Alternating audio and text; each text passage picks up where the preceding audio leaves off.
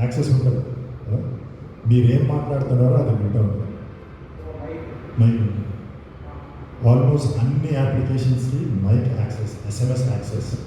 SMS వచ్చిందని మీకు తెలియాలి, కాబట్టి మీకంటే ముందు అప్లికేషన్ తీస్తుంది. అక్కడి నుంచి ఆ యాప్ మీరు ట్రూ కాలర్ అని వేరే వేరే యాప్స్ ఉంటాయి. అది మీ ఎస్ఎంఎస్ రీడ్ చేసిన తర్వాత అది ఏం చేస్తుంది మీకు తెలియదు, అలాగే అది బ్యాక్గ్రౌండ్లో ఆ ఇన్ఫర్మేషన్ బయటకు వస్తుంది. మీకు తెలిసినట్టు బయటకు పోతుంది కూడా ఐడెంటిటీ థెఫ్ట్.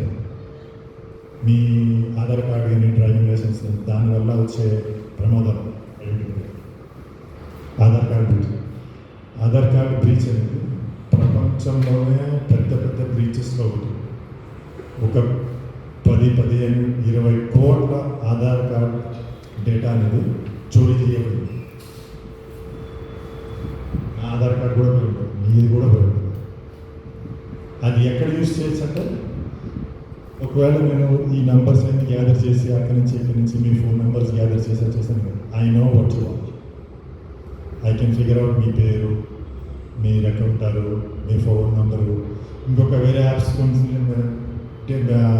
నుంచి కూడా డేటా చూడలేదు. ఆ ఇన్ఫర్మేషన్ కూడా పట్టుకుంటే I can literally find out what you do on a daily basis. Ransomware ఇది ఇంకోటి. ఎయిమ్స్లో లాస్ట్ ఇయర్ ఎయిమ్స్లో ర్యాన్సమ్వేర్ అటాక్ అయింది. ఇది హాస్పిటల్ ఢిల్లీలో హాస్పిటల్లో ర్యాన్సమ్వేర్ అటాక్ చేయాల్సిన అవసరం లేదు, ఎవరికి లేదు. కాకపోతే జరిగింది. ఎందుకు జరిగింది? అది మూతపడ్డది అనుకోండి, చాలామందికి నష్టం జరుగుతుంది. ఆ నష్టం జరగకుండా ఉండాలని చెప్పేసి నాకు ఇంత ఇస్తే మీ సిస్టమ్ని రిలీజ్ చేస్తా అదన్నమాట. ఇది బ్లాక్మెయిల్ చేసే పద్ధతి. కంప్యూటర్స్లోనూ ఇంటర్నెట్లోనూ బ్లాక్మెయిల్ చేసే పద్ధతి. ఎట్లా అంటే, నేను మీ కంప్యూటర్లో ఏదో ఒకటి పడేటట్టు చూసి మీ కంప్యూటర్ పనికి రాకుండా చేస్తాను. మీరు గాబరాపడి అరే ఎట్లా అంటే అక్కడ మెసేజ్ ఉంది, ఈ మెసేజ్కి ఇంత డబ్బు పంపించండి, నేను మీ సిస్టమ్ని యాక్టివేట్ చేస్తాను చెప్పేసి. This is another technique. ఇవన్నీ హ్యాకింగ్ టెక్నిక్స్. ఇవన్నీ నేను ఒక కాలంలో ఎక్స్పెరిమెంట్ చేశాను. బ్యాంకింగ్ ఫ్రాడ్, ఓటీపీ స్కామ్స్ అని, కాలింగ్ స్కామ్స్ అని ఇట్లా జరుగుతూ పోతుందండి. లాస్ట్ ఇవన్నీ కంటిన్యూస్గా జరుగుతూనే ఉన్నాయి. That is what we try to do. ఇందులో మనకి తెలిసినంత మటుకు ఫ్యూచర్ జనరేషన్స్ సైబర్ సెక్యూరిటీ వల్ల వాళ్ళకి ఎంత ఇంపాక్ట్ జరుగుతుంది, మన కమ్యూనిటీస్ ఎంతమంది అయితే ఇంటర్నెట్ యూజ్ చేస్తున్నారో అందరూ జాబ్స్ చేస్తుండొచ్చు, చేస్తూ ఉండకపోవచ్చు. కాకపోతే వాళ్ళ ఇన్ఫర్మేషన్ మాత్రం once they get out the internet, వాళ్ళ ఇన్ఫర్మేషన్ ఎక్కడో చోట సేవ్ అవుతుంది. కంపెనీస్ ఏం చేస్తారంటే అది సెక్యూర్ చేయకపోతే హ్యాకర్స్ ఉంటారు. Hackers are bad people who are trying to start చోరించి డేటాస్కి డేటా బ్రీచెస్ వల్ల వాళ్ళు ఆ ఇన్ఫర్మేషన్ గ్యాదర్ చేసి ప్రొఫైల్ చేసి ఇండివిజువల్స్ టార్గెట్ చేస్తారు. సో వాళ్ళ సొసైటీస్ కూడా మనం చెప్పగలం మీరు చేస్తుంది దానివల్ల సంబంధించిన డేంజర్స్ వాళ్ళకి తెలిస్తే ఈ యాక్సిడెంట్ కానీ డేంజర్స్ కానీ అటాక్స్ కానీ తగ్గించవచ్చు అని చెప్పేసి మనం చేస్తాం. One future generation, mostly talking about students, kids 8th, 9th, 10th, 11th colleges, schools activities. That is one. రెండోదేమో communities, wherever we have communities, residential communities, YMCA, అన్నిటికీ వెళ్ళి we end up telling them about security. And then businesses as such. Cyber crime మన India 2019 నుంచి చూస్తే ఈ complaints, these are all cyber crime related complaints. ఈ number చూస్తే సంవత్సరానికి double అవుతుంది. 2019 వస్తే 26,000, 2020 వస్తే 2,60,000. ఆ నంబరు రిపోర్ట్ చేసిన వాళ్ళు, రిపోర్ట్ చేయడం వాళ్ళు మనకి అట్లానే కంటిన్యూగా వస్తే ఇది రీసెంట్ సంవత్సరం సగం అయింది. కాకపోతే మనకు already 7,50,000 complaint only cyber crime. ఇవన్నీ ఎంతవరకు తెలుసు విన్నాం. సో తెలియక, అవగాహన లేకుండా ఈ ట్రాప్కి ఈ సైబర్ క్రైమ్కి బాధితులుగా చాలామంది ఉన్నారు. అది ఎంతవరకు అయితే ఆపచ్చు అనేది క్వశ్చన్ చేస్తే తెలుసుంటే you can probably aware you can reduce your times. That's what we're doing. అందరికీ చెప్పేసి ఈ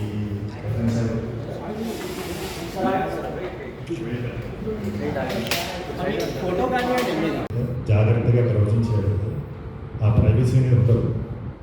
మీ గురించి మీకన్నా ఎక్కువ మీ చుట్టుపక్కల ఉన్న వాళ్ళకన్నా ఎక్కువ కొన్ని కంపెనీస్కి తెలుస్తుంది. ఇంటర్నెట్లో మీరు బ్రౌజ్ చేసే పద్ధతిని బట్టి మీరు అసలు ఏమేమి చేస్తుంటారు అంతా తెలుసు.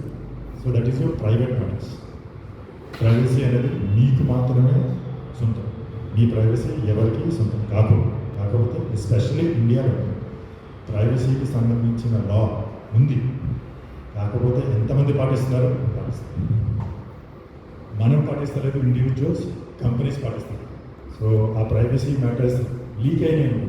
For example Aadhaar card breach అయింది, పేటిఎం బ్రీచ్ అయింది, బిగ్ బాస్కెట్ బ్రీచ్ అయింది. అంటే అందులోంచి డేటా చోరీ అయింది. ఎంతమందికి తెలుసు? తెలియదు. నా డేటా బిగ్ బాస్కెట్లోనే పోయింది, పేటిఎం నుంచి పోయింది, ఎస్బీఐ నుంచి పోయింది, దాని తర్వాత ఆధార్ కార్డు నుంచి కూడా పోయింది. ఇట్లా ప్రతి చోట్ల పోతుంది. కాకపోతే మనకి దాని గురించి అవగాహన లేదు. పరిష్కారం ఏం లేదు. ఇప్పుడు ఆధార్ కార్డు పోయింది, మీకు కొత్త ఆధార్ కార్డు నెంబర్ రాస్తుందా? దానికి జాగ్రత్త పట్టడం మంచిది. ఎప్పుడైనా ఎక్కడైనా మీకు ఎస్ఎంఎస్ ఆధార్ కార్డు సంబంధించిన వెరిఫికేషన్ ఎస్ఎంఎస్ వచ్చిందనుకోండి, ఇమ్మీడియట్గా వెళ్ళి మీ ఆధార్ కార్డు పాస్వర్డ్ కానీ మొబైల్ నెంబర్ కానీ ఒకసారి చెక్ చూసుకొని ఎక్కడ జరుగుతుందో వీళ్ళంటే దర్శాలు. సో ఎక్కడెక్కడ ఆధార్ కార్డు వదులుతున్నారు నంబరు, ఎవరెవరికి ప్రింట్ అవుట్ ఇస్తున్నారు, ఇవన్నీ లిమిటెడ్. ఎవరైనా మీ డ్రైవింగ్ లైసెన్స్ నుండి ఆధార్ కార్డు నెంబర్ ఇవ్వండి అంటే మనం ఆలోచించాలి, ఇచ్చేస్తాం. మీ ఫోన్ నెంబర్ కూడా ఇవ్వచ్చు. దానివల్ల ఎంత డేంజర్ అంటే, ఫోన్ నెంబర్ అంటే మీ పేటిఎంకి, మీ బ్యాంకింగ్కి అన్నింటికి కనెక్షన్ ఉంటుంది. మీ ఫోన్ నెంబర్ ఇస్తే ఆ ఫోన్ నెంబర్ బట్టి నేను మీ బ్యాంక్ ఏ బ్యాంక్కి మీరు ట్రాన్సాక్షన్ చేసుకుని నేను తెలుసు. మరి అట్లాంటప్పుడు ఫోన్ నెంబర్ ఎట్లా ఇచ్చేస్తారు? So that's our privacy methods. Similarly browsing, మనం ఇంటర్నెట్ మీద, కంప్యూటర్ కానీ మొబైల్ వల్ల కానీ మన ఇంటర్నెట్ మీద ఎంతవరకు యూజ్ చేస్తాం, ఎందుకు యూజ్ చేస్తాం? మీరు మొబైల్ మొదలు పెడతారు, మీ ఒక్క పనికి ఏదో పని చేయడానికి మొబైల్ యూజ్ చేయడం మొదలు పెడతారు. కాకపోతే అది 1 నిమిషం పని అయితే మీరు 10 నిమిషాలు మొబైల్ ఏం చేస్తున్నారు?